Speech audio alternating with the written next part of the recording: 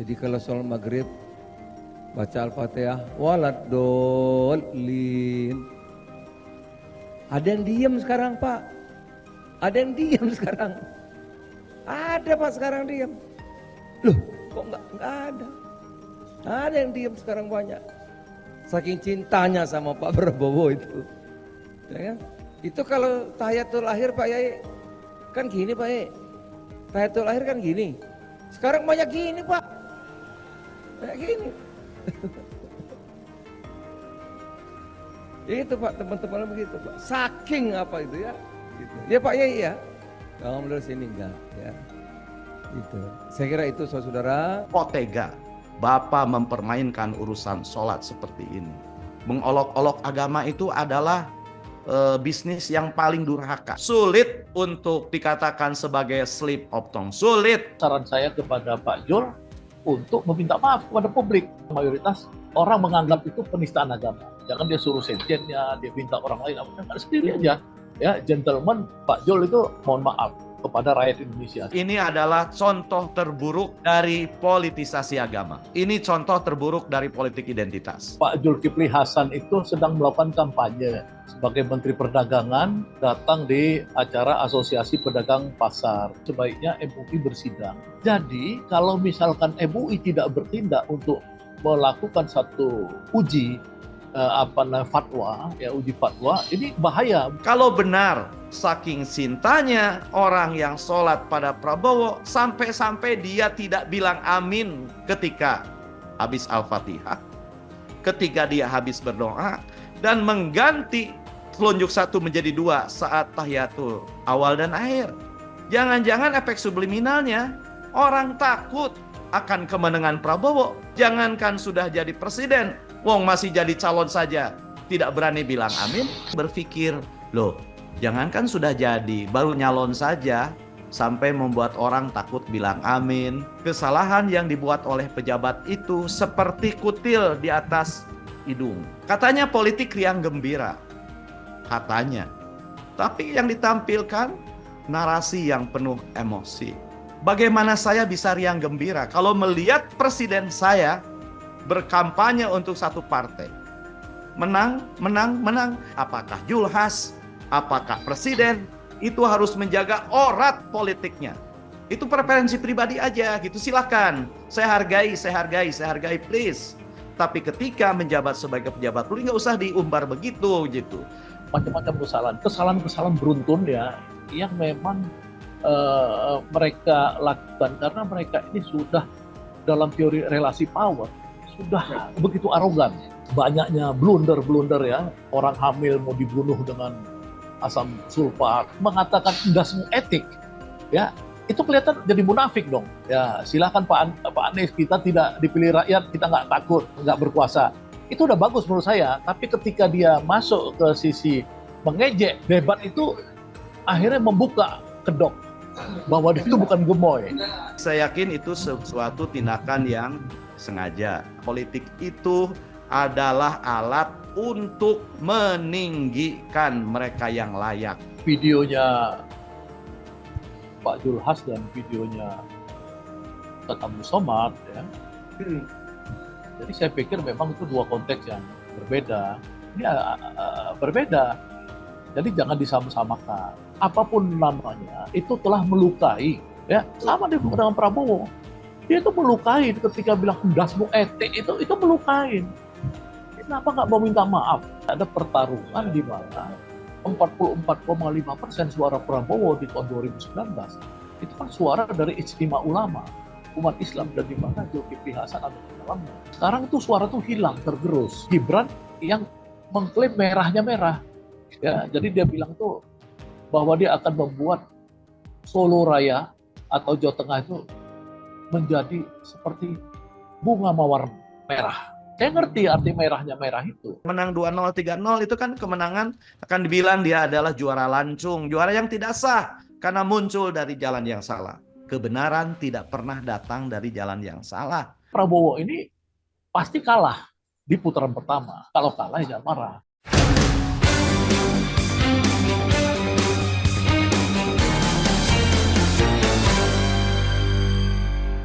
Halo Sobat Medcom, kita ketemu lagi di crosscheckmedcom.id, obrolan hangat akhir pekan. Kali ini bersama saya Theophilus Ivan. Di tengah banjir obrolan debat Capres dan Cawapres, ada satu peristiwa yang sangat menarik yang akan kita kupas di crosscheck pekan ini, yaitu kontroversi yang cukup sering, bahkan sepertinya beruntun yang muncul dari paslon nomor urut 2, yaitu Prabowo Gibran. Kita lihat mulai dari heboh asam sulfat, hingga bagi-bagi susu di Car Free Day oleh Gibran, dan juga aksi Gibran yang mengibas-ngibaskan tangannya yang memprovokasi penonton saat debat perdana Capres. Berlanjut lagi ke kontroversi endasmu etik oleh Prabowo, dan yang terbaru adalah pendukung paslon 02, yaitu Ketua Umum PAN Zulkifli Hasan yang bercanda soal bacaan sholat dan jari telunjuk saat sholat.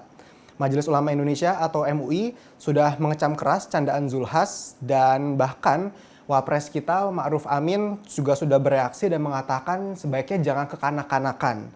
Dan pertanyaan utama crosscheck pekan ini adalah kontroversi beruntun dari kubu 02, apakah betul-betul murni slip of tongue atau ini sesuatu yang didesain supaya ramai dibicarakan oleh banyak orang. Langsung saja kita cross-check hal itu dengan beberapa narasumber yang sudah bergabung dalam cross-check kali ini. Yang pertama saya ingin sapa Bang Syahganda Nainggolan selaku pendiri Sabang Merauke Circle. Selamat siang Bang Syahganda, apa kabar? Salam Selamat sehat. siang, baik, alhamdulillah. Ini udah lama nggak diundang Medcom nih, baru muncul lagi. Nah akhirnya Bang Syahganda kembali lagi. Terima kasih Bang buat waktunya. Dan yang kedua ada Guru Besar Komunikasi Politik yaitu Prof. Karim Suryadi. Selamat siang Prof, apa kabar? Salam sehat Prof. Selamat siang Theo, Bang Syahganda. Ya, Baik. selamat siang Mas Karim. Nah, seperti narasumber kita udah siap nih Sobat Medcom untuk meng-cross-check hal yang akan kita bahas. Dan untuk memulai cross-check kali ini, saya ingin memulai gambaran singkat nih dari Bang Syahganda dulu. Bang Syahganda, secara umum seperti apa nih pandangan Bang Syahganda atas kejadian pidato Zulkifli Hasan yang mengatakan orang tidak mengatakan atau membaca amin saat sholat karena cintanya kepada Pak Prabowo. Bahkan jari telunjuk satu, yaitu Tuhan, menjadi dua jari karena cinta Prabowo. Nah, seperti apa nih Bang Syahganda melihatnya? Ya, pertama saya melihat bahwa Pak Zulkifli Hasan itu sedang melakukan kampanye ya pada acara resmi pemerintah ketika beliau sebagai Menteri Perdagangan datang di acara Asosiasi Pedagang Pasar Indonesia. Jadi harusnya kan kita itu secara etik memang sebaiknya semua menteri-menteri janganlah menggunakan fasilitas negara untuk urusan kampanye. Yang kedua, untuk urusan yang penistaan agama, saya pikir otoritasnya ini kan harus dibicarakan oleh Majelis Ulama Indonesia dan rekan-rekan ormas lainnya. Tapi yang saya lihat dari misalkan salah satu YouTube tadi dari media online tertentu dengan 134.000 pembaca, ada 3.339 komentar tadi saya baca. Semuanya menghujat Pak Zulkifli Hasan. Ya, ini media yang saya tahu media-media yang itu kalau komentatornya itu buzzer. Nah, saya udah tahu lah. Yang ini bukan buzzer. Saya sengaja melihat tadi itu untuk karena ketika Medcom mengundang, saya ingin melihat suasana dari orang yang netral di mana. Nah, saya cari media yang netral tadi dan 3.339 itu menghujat. Jadi artinya memang dari rakyat ini memang agak benci dengan Pak Zulkifli Hasan ini.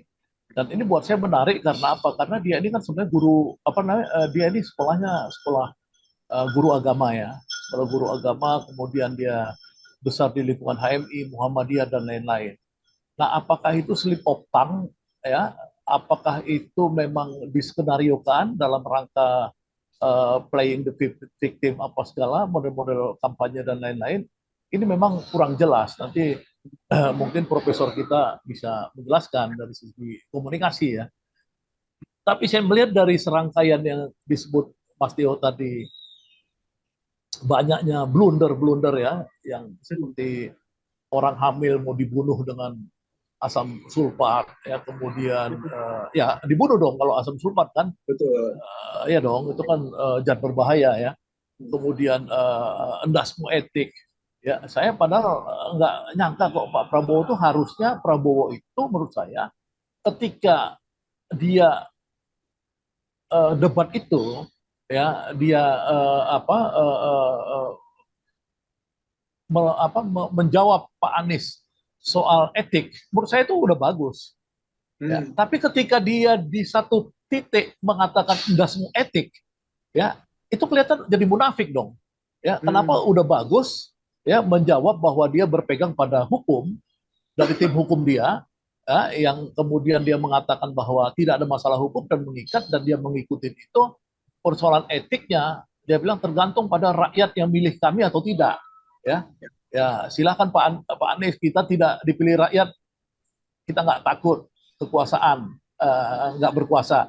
Itu udah bagus menurut saya. Tapi ketika dia masuk ke sisi mengejek di balik layar, artinya yang dia akuin sebagai tempat dia sendiri, kalangan internal, itu menurut saya berarti ini munafik. Jadi ketahuan. Jadi saya baca di koran Belanda, Volkskrant ya, Volkskrant 2 hari lalu, kenapa Prabowo tetap berada di urutan atas, kata koran ini koran tertua di Belanda, Volkskrant ini. Terus ada istilah gemoy. Nah, kesimpulan mereka itu bahwa ini semua permainan dari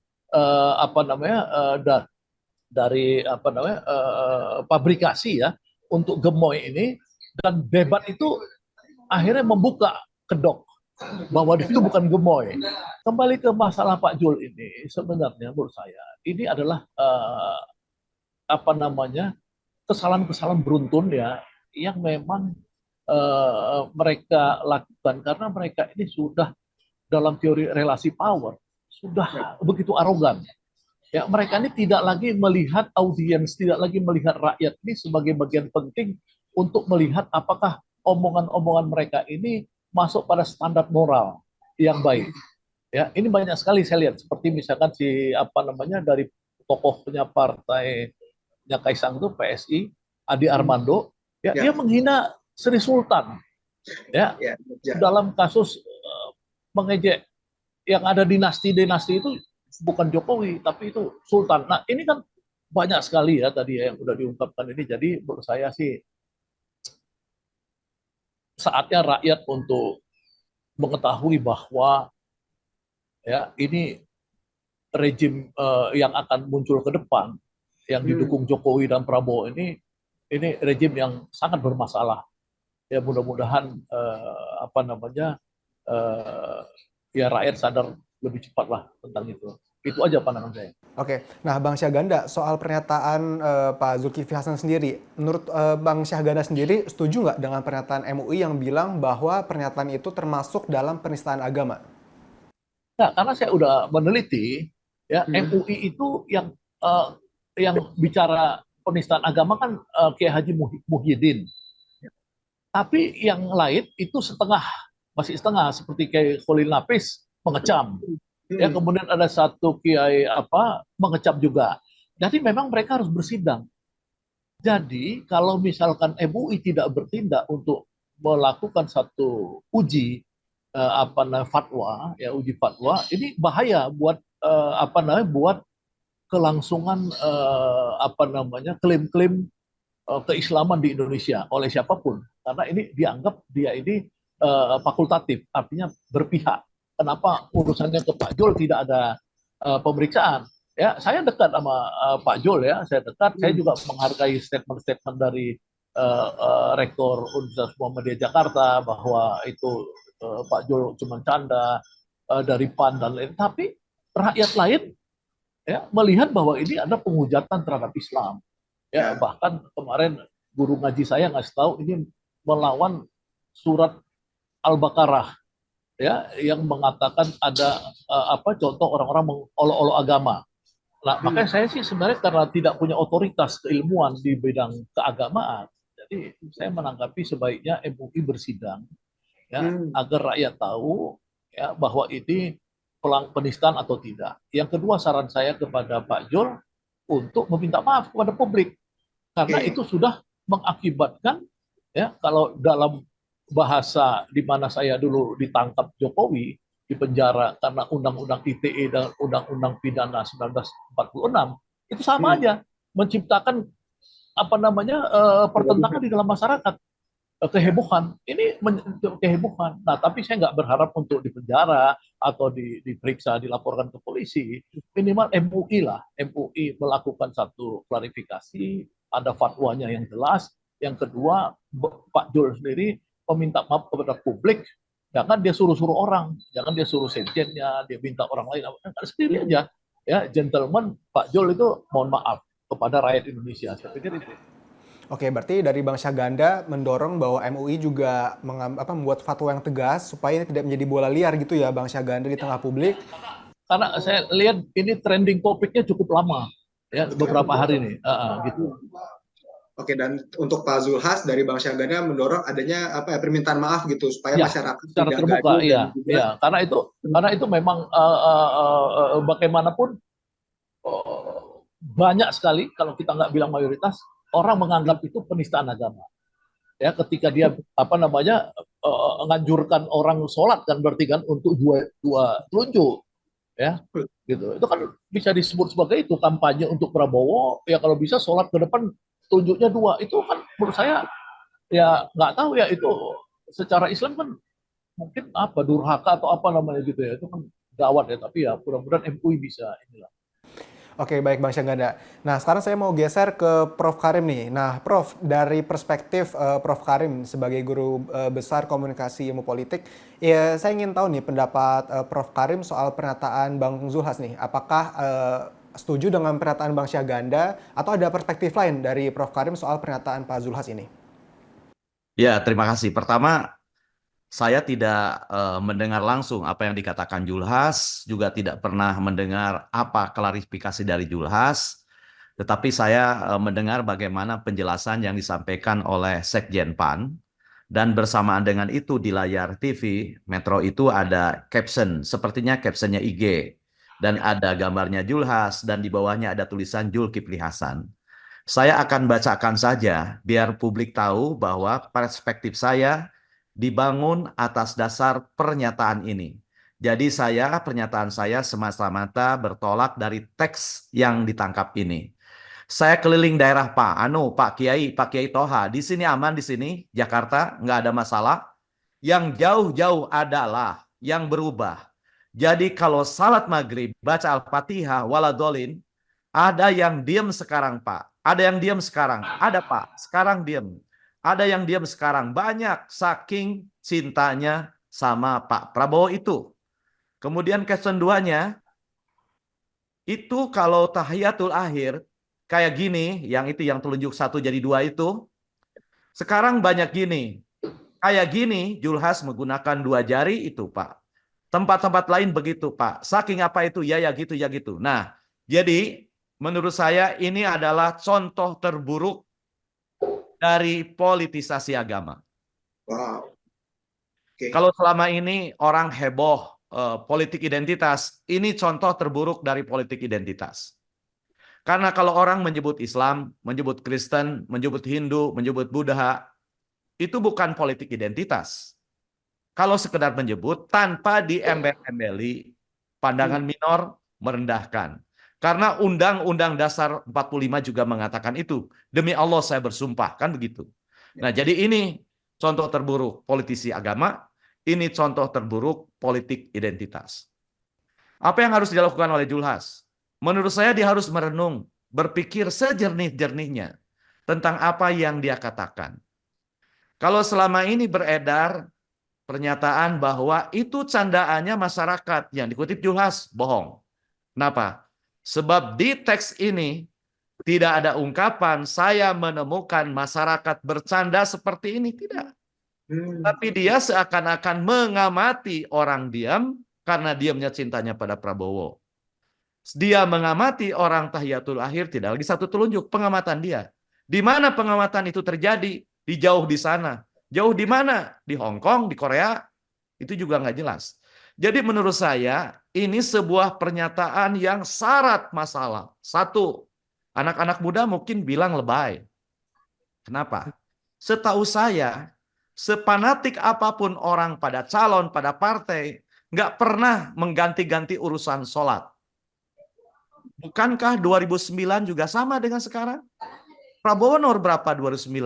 2 juga kan? Tapi nggak kita dengar kota Yoten Akhir saat itu diganti. Karena orang saking cintanya pada Prabowo, kan enggak. Karena lawannya Jokowi waktu itu. Yang kedua, apa ini bukan kebohongan publik? Kalau kemudian dia tidak bisa tunjukkan bahwa memang ada yang orang seperti itu. Kedua, ketiga, menurut saya jangan-jangan ini juga jadi blunder bagi Prabowo. Kenapa? Dalam komunikasi ada yang disebut dengan efek subliminal, di mana orang terfokus justru pada sesuatu yang tidak ia maksudkan. Maksud saya begini, kalau benar saking cintanya orang yang sholat pada Prabowo sampai-sampai dia tidak bilang amin ketika habis Al-Fatihah, ketika dia habis berdoa, dan mengganti telunjuk 1 menjadi 2 saat tahiyatul awal dan akhir. Jangan-jangan efek subliminalnya orang takut akan kemenangan Prabowo. Sebab jangankan sudah jadi presiden, wong masih jadi calon saja tidak berani bilang amin, dan mengganti telunjuk 1 jadi 2 jadi tahiyatul akhir. Ini efek subliminal yang harus dikontrol gitu ya. Maka dari itu saya setuju dengan bahasa Ganda. Apapun namanya, menurut saya sebagai orang yang mendukung mengusung Prabowo, ini bisa dikategorikan sebagai kegiatan kampanye, mengajak orang, meyakinkan orang-orang yang hadir di sana betapa banyak orang-orang yang mencintai Prabowo, bahkan saking cintanya tidak bilang amin, mengganti telunjuk. Lalu bagaimana dengan yang hadir di sini? Kan gitu. Jadi menurut saya sulit untuk dikatakan sebagai slip of tongue. Sulit, mengada-ada. Mengapa? Ini berbentuk teks kok. Bagaimana mungkin orang menulis sesuatu di caption sebagai slip of tongues? Kalau berkata-kata saya seperti ada bangsa Ngada mungkin saja gitu ya. Dan segera diralat gitu loh. Tapi kalau sampai 2 slide nggak diralat, oh itu bukan slip of tongues. Nah jadi memang ini menjadi keprihatinan. Terus terang saya prihatin karena beberapa hal. Pertama, katanya politik riang gembira. Katanya. Tapi yang ditampilkan narasi yang penuh emosi. Bagaimana saya bisa riang gembira kalau melihat presiden saya berkampanye untuk satu partai. Menang. Kan dia masih presiden. Saya bayar pajak. Dia imam saya, Imam Sahganda, Imam Theo, yang partainya beda-beda. Harusnya dia, preferensi dia apakah mau ke PSI demi anak bungsunya, apakah dia ke Gibran anak cikalnya, silahkan. Tapi tolong salurkan itu di bilik suara. Ketika Anda ada di ruang publik, apakah Julhas, apakah presiden, itu harus menjaga orat politiknya. Itu preferensi pribadi aja gitu, silahkan. Saya hargai, please. Tapi ketika menjabat sebagai pejabat publik nggak usah diumbar begitu gitu. Jadi saya sedih, saya nggak bisa riang, nggak bisa gembira gitu ya. Meskipun ajakan politik yang gembira dengan terian segala macam. Kalau praktek seperti itu berjalan, kemudian ada kandidat presiden memberikan sumbangan bantuan air yang jelas-jelas itu proyek departemennya. Lalu ketika dia hadir saat itu, apakah sebagai Menteri Pertahanan atau sebagai kandidat presiden? Memang benar kampanye boleh menggunakan dana APBN, betul kan boleh ya di PKPU. Tetapi masalahnya fair tidak kan gitu ya. Karena pemilu yang demokratis itu kan memberikan kesempatan yang sama kepada semua kandidat. Jadi saya menyayangkan gitu adanya larangan boleh jalan terus, tidak harus cuti. Ya jadinya ya begini-begini begitu. Ya sebab bagaimanapun proses kemenangan yang didapat itu akan ditentukan kualitas keabsahannya. Dari bagaimana cara ia datang, bagaimana cara ia menjalani kontestasi. Bukan sekedar dilihat berapa juta suara yang dikumpulkan. Jadi semua ini, hiruk pikuk semua ini akan berkontribusi bagi keabsahan, bagi kepuasan, bagi kerelaan penerimaan publik terhadap apapun hasil Pilpres ini. Jadi saya berharap otoritas dalam hal ini MUI, Majelis Ulama Indonesia. Saya masih percaya dengan kata ulama itu tidak lain seperti yang digambarkan Tuhan Al-Quran sebagai orang-orang yang hanya takut pada Allah Subhanahu wa taala, bisa melihat kasus ini secara jernih dan terang benderang.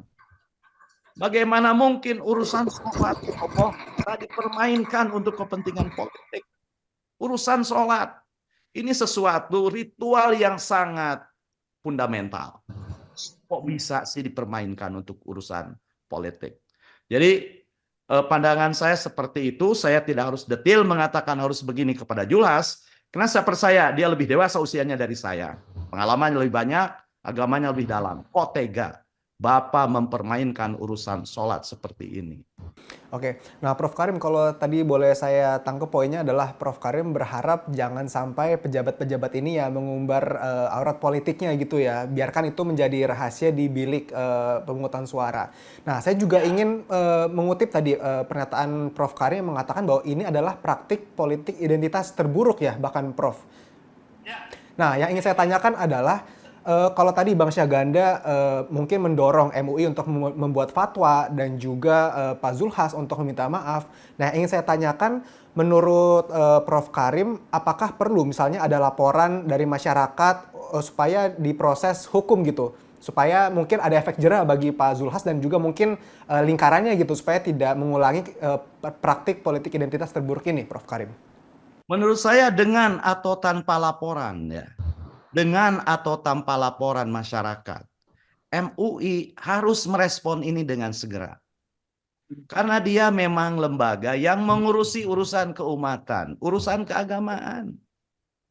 Meskipun sampai hari ini belum ada yang melaporkan, belum tentu, bukan berarti masyarakat fine-fine saja.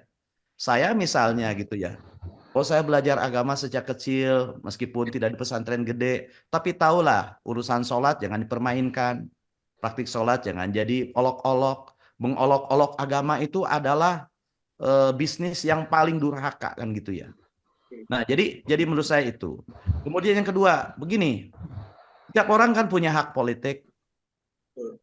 Saya punya hak politik, Bang Syahganda, Theo, pejabat punya hak politik. Apa bedanya saya rakyat biasa dengan pejabat? Bedanya sedikit saja.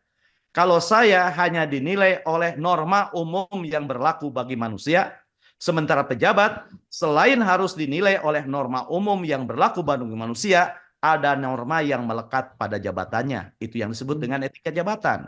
Oleh karena itu maka seorang pejabat yang baik harus menjadi manusia dulu. Nah, sebagai orang biasa dia punya hak politik, silahkan salurkan, saya bilang. Tapi sebagai pejabat publik, maaf, jangan umbar preferensi politik itu di ruang publik, apalagi terkait dengan jabatannya. Karena etika jabatan melarang itu, gitu. Etika jabatan melarang itu. Tapi jabatan tidak merampas hak politik sebagai warga negara, sebagai individu. Jadi nanti aja salurkan di bilik suara. Tapi ketika tampil sebagai pejabat publik, tampil sebagai bapak dari semua anak Indonesia gitu. Yang bisa menjaga jarak yang sama. Pura-puranya minimal gitu ya. Tapi tidak malah mengekspos gitu loh. Kok jadi bintang iklan ya Allah ya Karim. Baru seumur saya ada presiden jadi bintang iklan untuk sebuah partai gitu. Ini praktek apa gitu.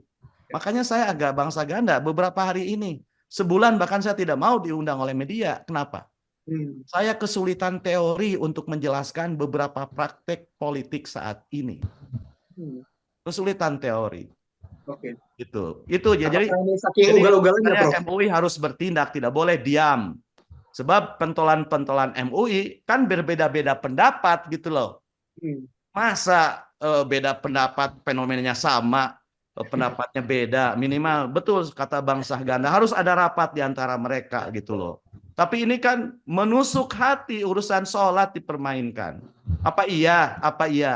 Karena preferensi politik sampai bisa mengubah kalimat dalam sholat, praktik dalam sholat. Padahal secara mana dan lafaz sudah jelas apa yang dipraktikkan harus seperti itu. Nah, mungkin satu lagi nih pertanyaan buat Prof. Karim sebelum saya geser ke Bang Syahganda. Kalau tadi Prof. Karim bilang rasanya tidak mungkin mengatakan ini slip of tongue.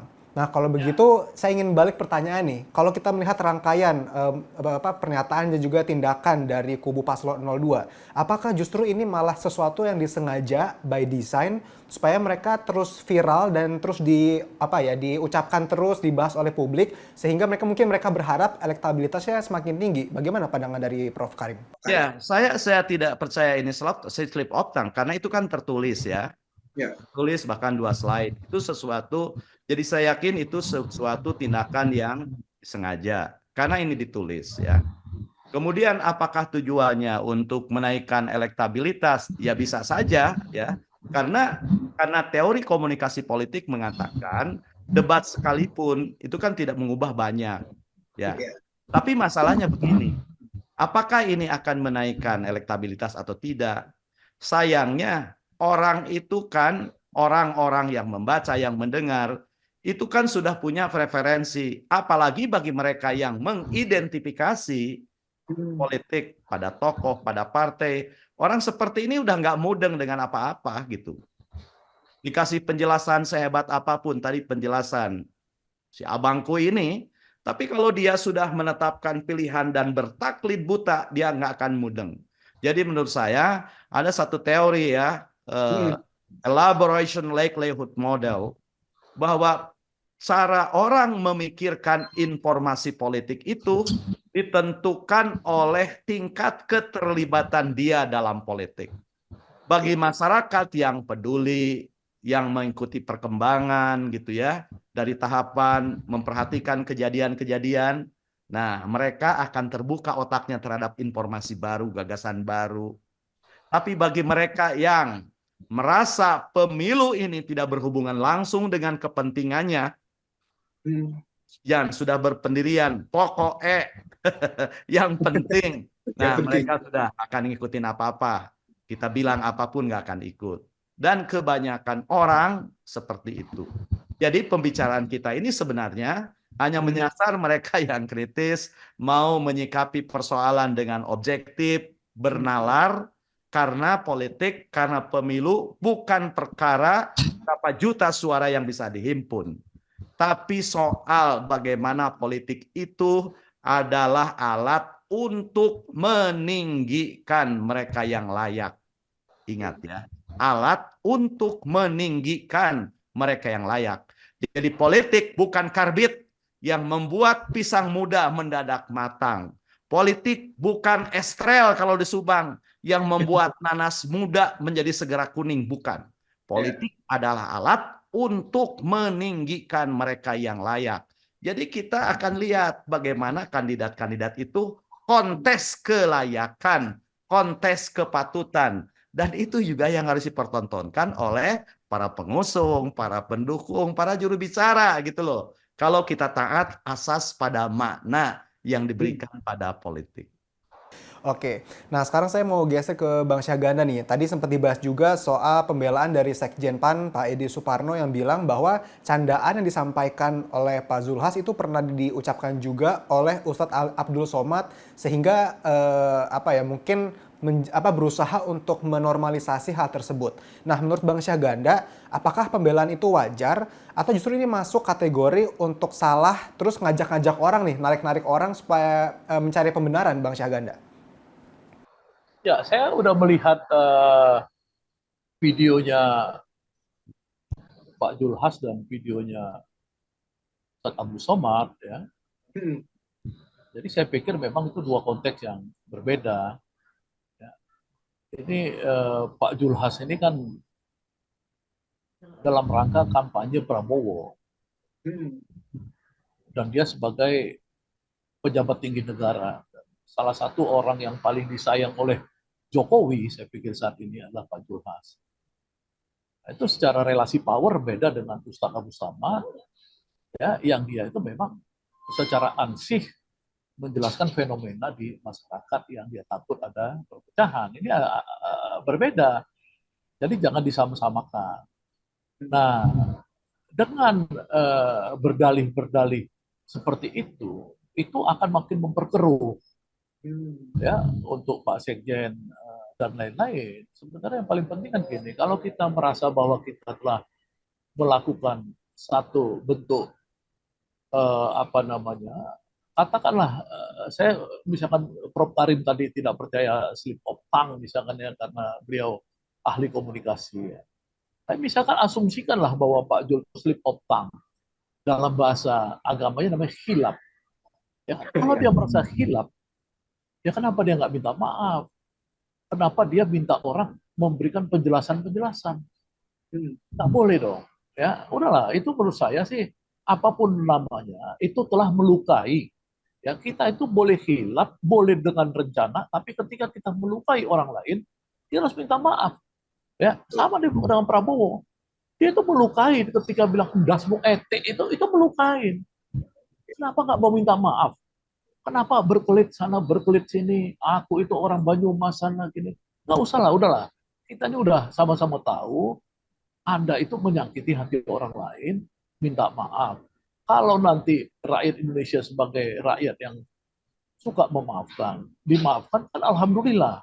Kalau tidak, ini eskalasinya justru saya bisa lihat makin besar. Kalau malah di negasi-negasi gitu, dilawan, dibantah di ini. Jadi usul saya sih bagusnya segera minta maaf gitu. Berarti sebenarnya ya penting juga untuk minta maaf karena kan kalau minta maaf itu kan menunjukkan kebesaran hati, sikap kesatria dan negarawan ya. Sedangkan capres ini sudah diasumsikan mereka ini sosok negarawan, putra-putra terbaik bangsa. Jadi sebenarnya nggak ada yang salah Bang Syahganda dengan minta maaf atas kesalahan ucapan misalnya seperti itu ya.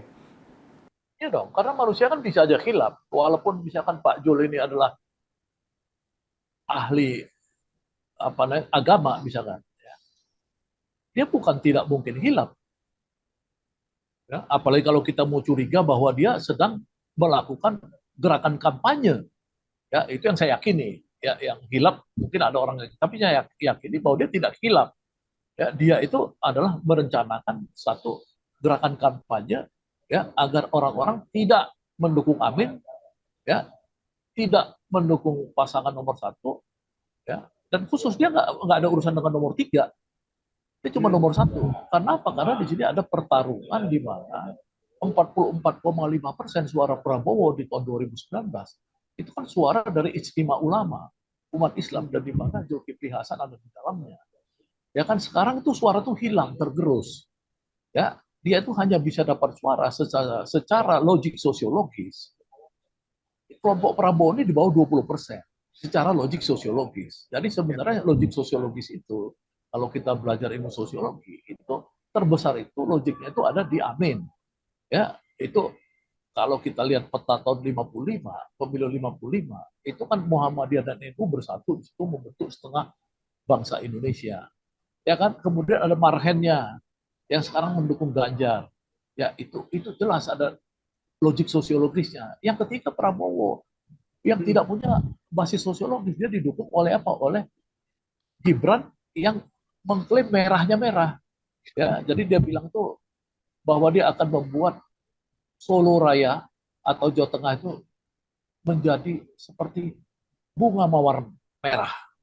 Ya, kalau saya sih yang secara sosiologis bergaul dengan segala kelompok, baik kelompok-kelompok yang di zaman Soeharto ditindas, saya ngerti arti merahnya merah itu.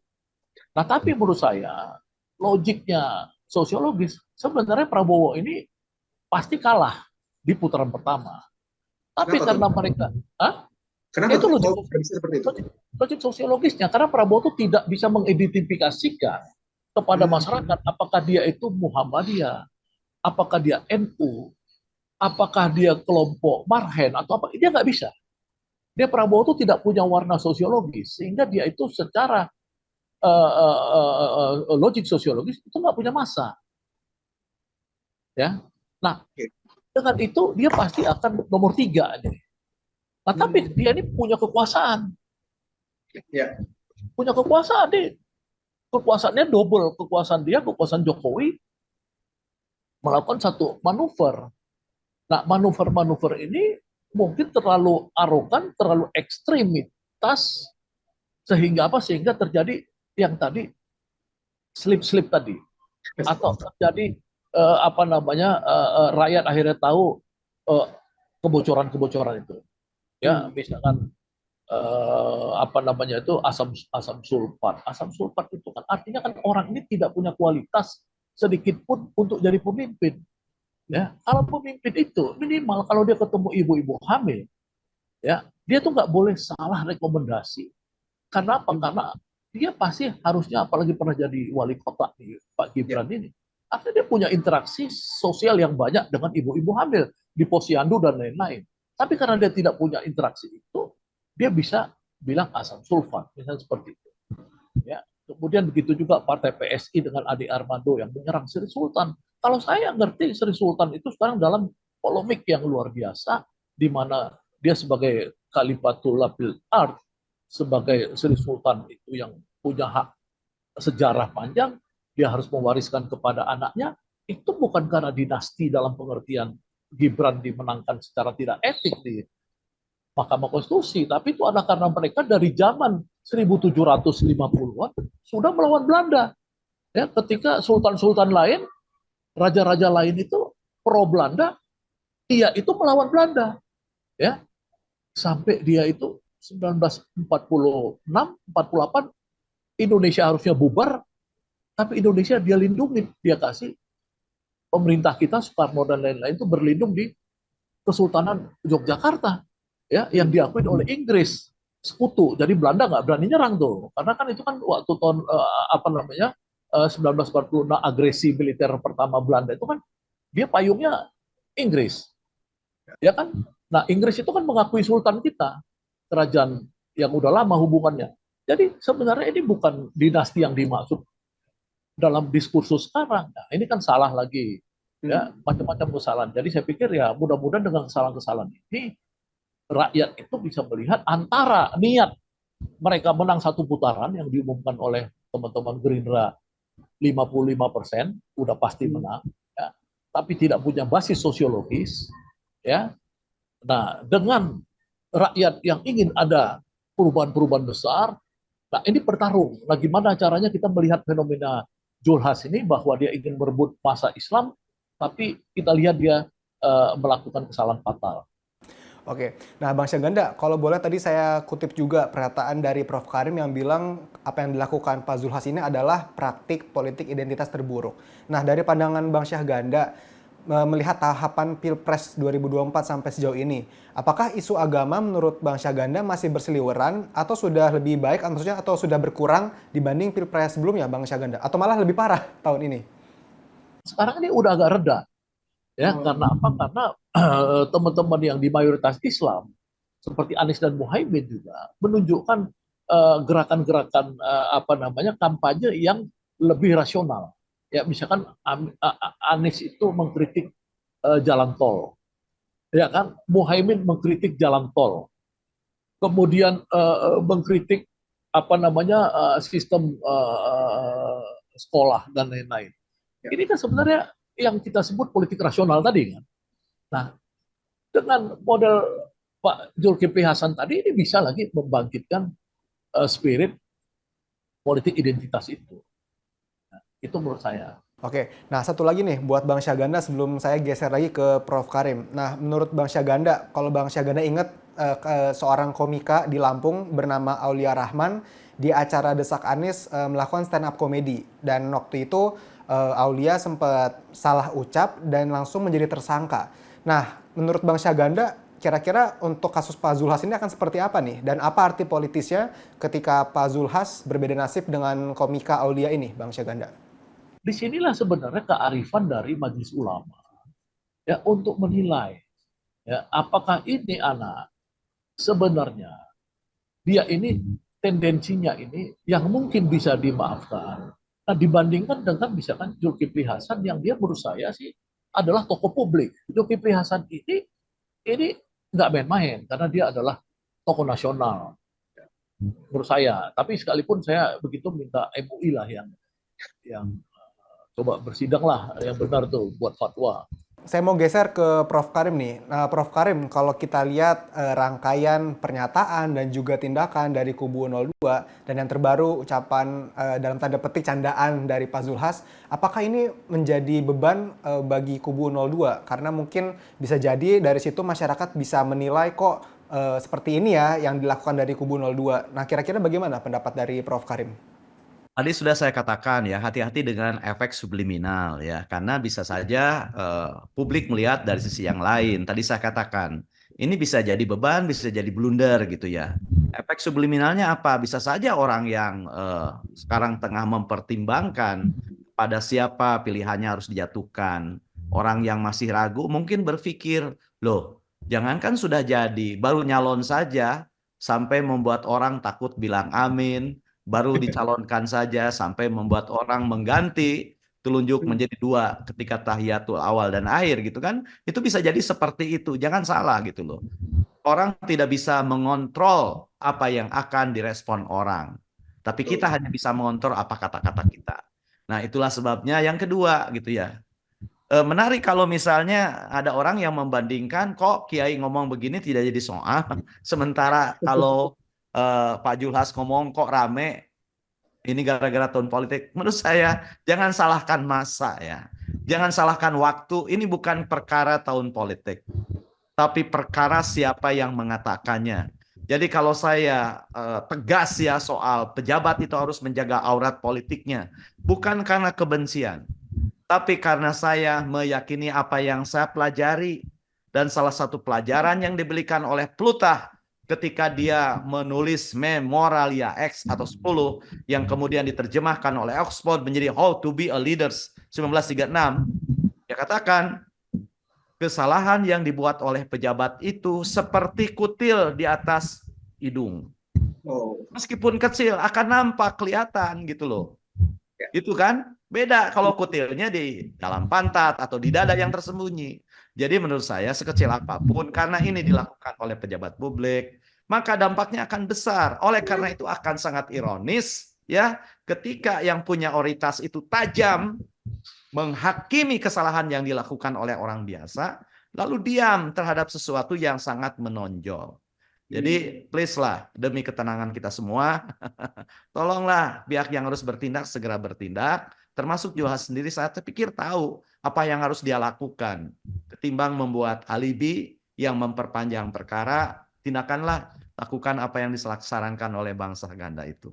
Sebelum berpisah, boleh nggak mungkin kesimpulan terakhir, kalimat penutup dari Bang Karim, sekaligus mungkin pesan bagi tokoh-tokoh kunci menjelang 14 Februari supaya jangan sampai kesalahan beruntun ini malah jadi bukan lucu-lucuan tapi menjadi masalah di tengah publik. Silakan Prof. Karim. Ya, kita tahu ya komunikasi politik di mana kampanye adalah salah satu variannya, itu adalah tindakan yang bertujuan, yang didesain. Yang dampaknya sekali sudah muncul itu tidak bisa ditarik kembali.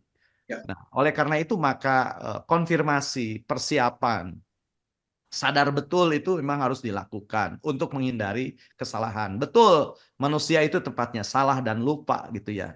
Tapi beda kan kesalahan yang disengaja atau kesalahan yang tidak disengaja. Saya pikir ini kearifan yang sangat sederhana.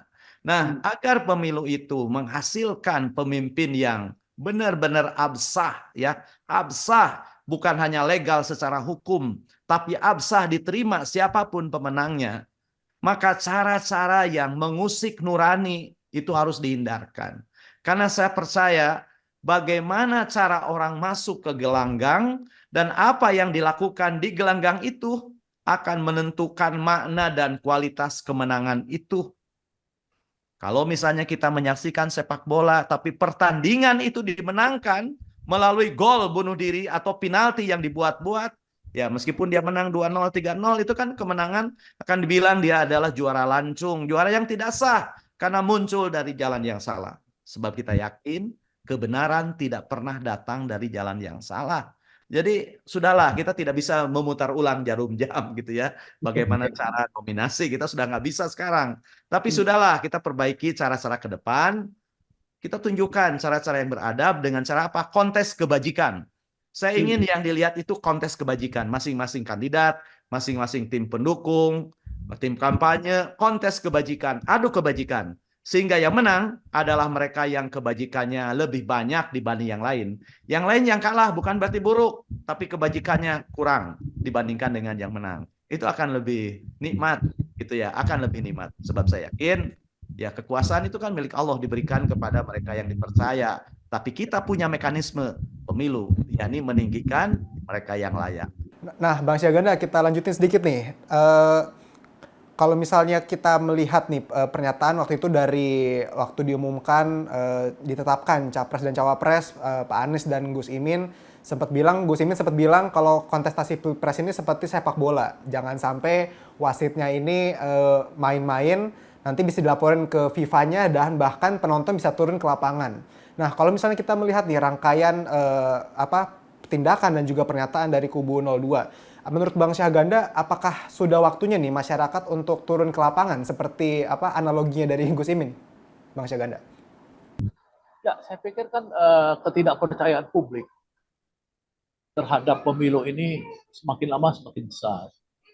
Ya, yang diperlihatkan oleh demo-demo, pernyataan sikap apa segala, baik kalangan mahasiswa, buruh dan lain-lain ya, terhadap situasi politik ekonomi yang berkembang.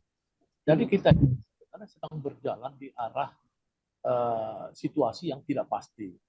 Ya, itu juga disebutkan bahwa tren-tren dunia ke depan ya, itu juga suasana ketidakpastian. Nah, kalau Indonesia ini gagal untuk istilah Prof. Karim tadi itu kontestasi kebajikan, ya tentu nggak sempurna, pasti ada juga curang-curang dikit. Ini pasti akan kejadian seperti 2019 lalu, dan ini pasti akan lebih besar lagi. Ya. Tentu orang ada seperti Prabowo yang kemudian mau masuk ke kubu Jokowi, ya kan? Kemudian berdamai. Belum tentu ke depan. Jadi sebenarnya kalau kita bicara preventif, dari bentuk-bentuk arogansi yang saya ceritakan tadi yang dimiliki oleh kubu 02, mereka itu didukung oleh Jokowi, ya, keluarga Jokowi didukung oleh Prabowo dan banyak elit-elit oligarki nasional.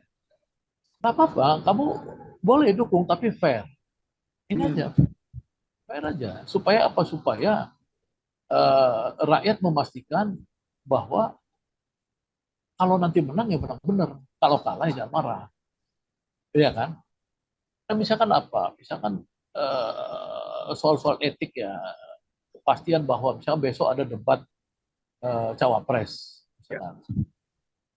Pastikan dong, Anda datang sebagai apa? Kalau Anda datang sebagai kandidat, maka Anda itu harus melepas jabatan, karena itu adalah pilpres. Seorang Menhan, seorang wali kota Solo, seorang Muhaimin anggota wakil ketua DPR, ya seorang Mahfud MD sebagai Menko Polhukam, itu harus benar-benar datang sebagai kandidat. Dan sebagai kandidat dia nggak butuh pengawalan, dia punya pengawal yang disediakan oleh KPU. Beda kalau pada saat 2019 memang nggak mungkin karena Jokowi incumbent presiden, nggak mungkin dia cuti. Nah, tapi yang lain kan gampang. Ya Pak Prabowo misalkan cuti aja, jadi nggak usah ada nanti urusan di mana kemudian orang bilang wah itu ajudan melekat. Nggak bisa. Anda sebagai apa datang di sana? Anda perlu pengawalan, minta sama KPU pengawalan.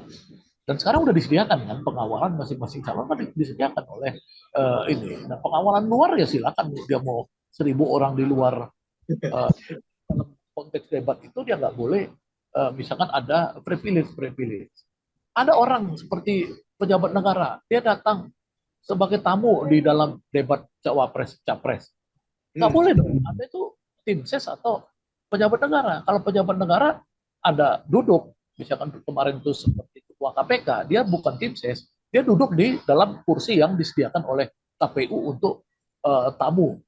Tapi yang lain yang dia memang bagian dari tim ses, ya duduk dong di kursi tim ses.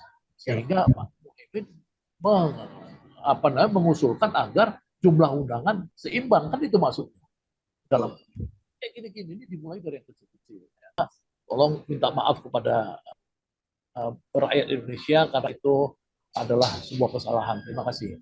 Baik, mungkin satu pertanyaan penutup sekaligus closing statement dari Bang Syahganda nih. Kalau boleh saya kutip pertanyaan terakhir, kemarin Pak Wapres merespon juga ucapan Pak Zulhas dan bilang intinya jangan kayak anak-anak, yaitu jangan sampai masalah agama dikit-dikit dikaitkan dengan politik sampai orang katanya nggak mau nyebut amin. Nah, menurut Bang Syahganda, apakah ini artinya masih ada politikus yang belum dewasa secara berpolitik, dan pesan apa yang bisa kita ambil supaya kontestasi pemilu 2024 ini betul-betul menjadi pemilu berjudil dan tentunya yang paling penting adalah menjadi pemilu yang riang gembira. Silakan Bang Syahganda. Ya, saya pikir benar Kiai Haji Ma'ruf Amin ya. Jangan sampai apa lagi nih. Jadi kalau misalkan temanya itu mau merebut hati umat Islam, katakanlah Prabowo atau Zulkifli Hasan, atau saya sering lihat Fahri Hamzah juga di dalam ceramah-ceramah dia. Nah, itu tolong menurut saya yang yang masuk akal lah, yang masuk akal. Ya, tawarkan aja agenda yang masuk akal. Kan semua sah di Indonesia ini. Ya, apakah kita misalkan undang-undang pornografinya diperbaiki, ya, atau undang-undang ininya apa? Tolong aja itu. Jadi dikaitkan dengan agenda besar. Ya, kalau mau mengkaitkan umat Islam supaya dapat suaranya itu dapat ke kubu Prabowo, apa Prabowo nawarkan apa, udah itu aja. Ya, apa yang kamu tawarkan? Ya kan?